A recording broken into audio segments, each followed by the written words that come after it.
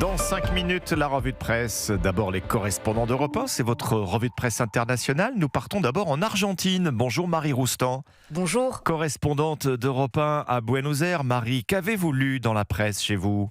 L'histoire d'un foyer de hantavirus dans un village de Patagonie. Un cas qui remonte à 2018, mais permet de nous éclairer sur le comportement du virus, remarque La Nación. Tout commence à une fête d'anniversaire où le patient zéro se rend avec de la fièvre. Les semaines suivantes, les cas de hantavirus se succèdent. Bilan, 34 contaminations, dont 11 morts, poursuit La Nación. La première personne infectée a probablement été en contact avec de l'urine d'un rongeur porteur du virus, retrace un spécialiste pour El Diario AR. Il insiste, il n'y a pas de risque que le hantavirus dégénère en pandémie. El País tire les leçons du village de Patagonie endeuillé par le virus en 2018. L'isolement des personnes malades ou cas contact a été efficace pour freiner la chaîne de contamination. Nous sommes à présent au Liban. Inès Gilles, vous êtes à Beyrouth pour Europe 1, à la une des journaux libanais.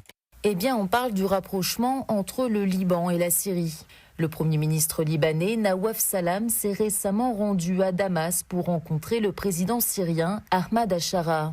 Selon Al Jazeera, ils ont abordé la question de la libération des prisonniers syriens détenus dans les prisons libanaises, mais aussi le renforcement de la coopération économique et le contrôle de leurs frontières contre les trafics. Cette visite s'inscrit dans le cadre d'un effort continu visant à rétablir les relations entre le Liban et la Syrie, qui avaient longtemps été tendues sous le régime Assad, affirme The New Arab. Néanmoins, le Hezbollah constitue toujours un obstacle au rapprochement entre les deux pays, selon l'Orient Today. Le groupe chiite continuerait d'utiliser le territoire syrien pour la contrebande d'armes et il aurait attaqué Israël depuis la Syrie durant la guerre. Nous sommes enfin ce matin au Royaume-Uni. Sarah Menaille, on vous retrouve à Londres pour Europe 1. De quoi parle la presse britannique ? De la manifestation organisée ce week-end à Londres par la figure britannique Tommy Robinson, alors que le Premier ministre Keir Starmer est au cœur d'une tornade politique, nous rappelle le Times. Le rôle des agitateurs internationaux concentre l'attention du Guardian.